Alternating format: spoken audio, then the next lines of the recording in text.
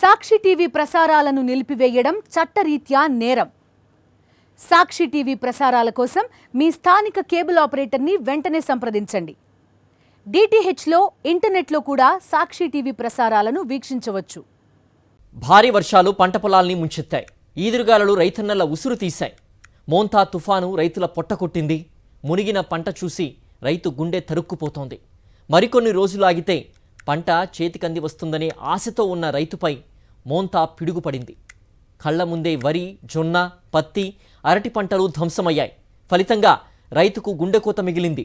అప్పులు చేసి పండించుకున్న పంట, కన్నబిడ్డల కంటే జాగ్రత్తగా సాకిన పంట కాస్తో కూస్తో గిట్టుబాటు ధర వస్తే అప్పులు తీర్చి ఒడ్డున పడొచ్చని కొంతమంది, పిల్ల పెళ్లి చెయ్యాలని మరికొంతమంది, ఉన్న ఇంటిని గట్టిచిగా చేసుకుందామని ఇంకొంతమంది, చేతికి డబ్బులు వస్తే డాక్టర్కు చూపించుకుందామని ఎంతోమంది. ఇలా ప్రతి రైతుది ఒక్కో అవసరం. ఇప్పుడు ఏదీ జరగదు. కళ్ళ ముందే పంటతో పాటు రైతుల ఆశలు కూడా మునిగిపోయాయి. మోందా తుఫాను వల్ల కురిసిన అకాల వర్షాలకు కొనుగోలు కేంద్రాల్లో ధాన్యం తడిచిపోయింది. లక్షల ఎకరాల్లో వరి పంట నేలమట్టమైంది. ఉమ్మడి కరీంనగర్, నల్గొండ, ఖమ్మం, వరంగల్ జిల్లాలపై వర్షాల ప్రభావం అధికంగా ఉంది. అటు పత్తి రైతుకు కూడా కన్నీళ్లే మిగిలాయి. మరో 10 రోజుల్లో పత్తి ఏరుదామని నిర్ణయించుకున్నారు రైతులు. అంతలోనే వర్షాలు కురిసి పత్తి మొత్తం తుడిచిపెట్టుకుపోయింది. తేమ 12% లోపుంటే కొనుగోలు చేస్తామని అధికారులు చెప్తున్నారు. తీసిన పత్తి ఎండబెట్టే లోపే గింజ తడిచి మళ్లీ మొలకలొస్తున్నాయి. మరోవైపు తడిచిన పత్తి రంగు మారిపోతోంది.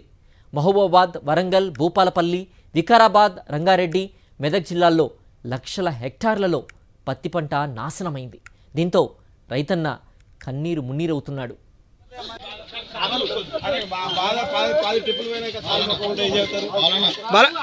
అన్న వెనక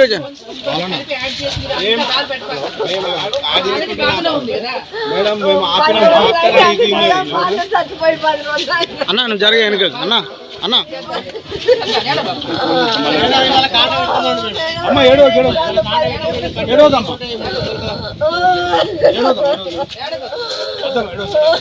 అమ్మ నువ్వు ఏడవకు, కలెక్టర్ మేడం సాయం చేస్తే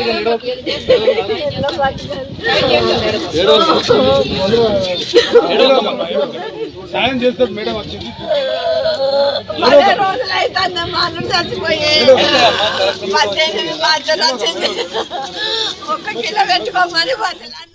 అటు కరీంనగర్లో రైతుల కష్టాలు రెట్టింపయ్యాయి.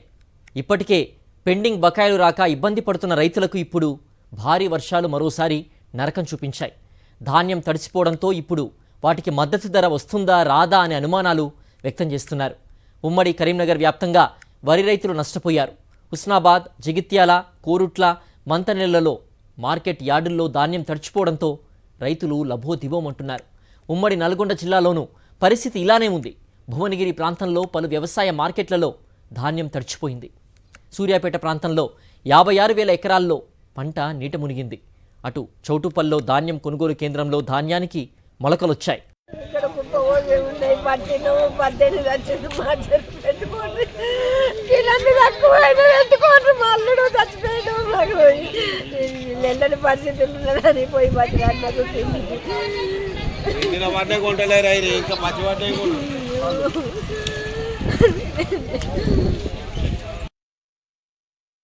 మేము కౌలు తీసుకున్నాం.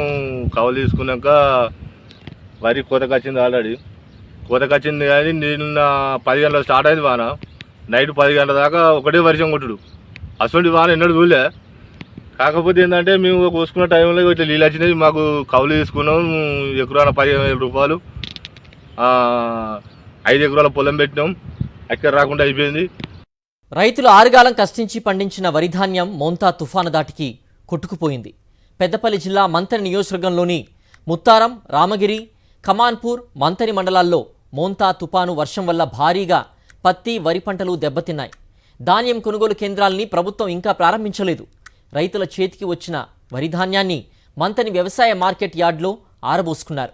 నిన్నటి నుంచి కురిసిన వర్షానికి మంతని వ్యవసాయ మార్కెట్ యార్డ్ జలమయమైంది. దీంతో ఆరబెట్టిన సుమారు 1000 క్వింటాళ్ల వరి ధాన్యాన్ని వర్షం నీటిలో తడిసి ముద్దయింది. కొంత వరి ధాన్యం వర్షపు వరద నీటిలో కొట్టుకుపోయింది. తడిసిన వరి ధాన్యాన్ని చూసిన రైతులు లబోదిబోమంటున్నారు.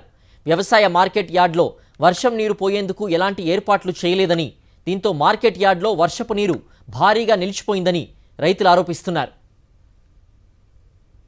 2 రోజుల క్రితం మంతిని మార్కెట్ యార్డ్లో నా యొక్క వడ్లు పోయడం జరిగింది. ఈ తుఫాను కారణంగా ఈ నిన్నటి నుండి కురుస్తున్న భారీ వర్షానికి నీట మునిగినాయి.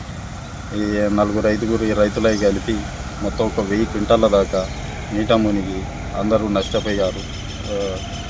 మార్కెట్ యార్డు అధికారులు కానీ పై అధికారులు కానీ స్పందించి మాకు న్యాయం చేయాలని కోరుకుంటున్నాం. సాక్షి టీవీ ప్రసారాలను నిలిపివేయటం చట్టరీత్యా నేరం. సాక్షి టీవీ ప్రసారాల కోసం మీ స్థానిక కేబుల్ ఆపరేటర్ను వెంటనే సంప్రదించండి. DTHలో ఇంటర్నెట్లో కూడా సాక్షి టీవీ ప్రసారాలను వీక్షించవచ్చు.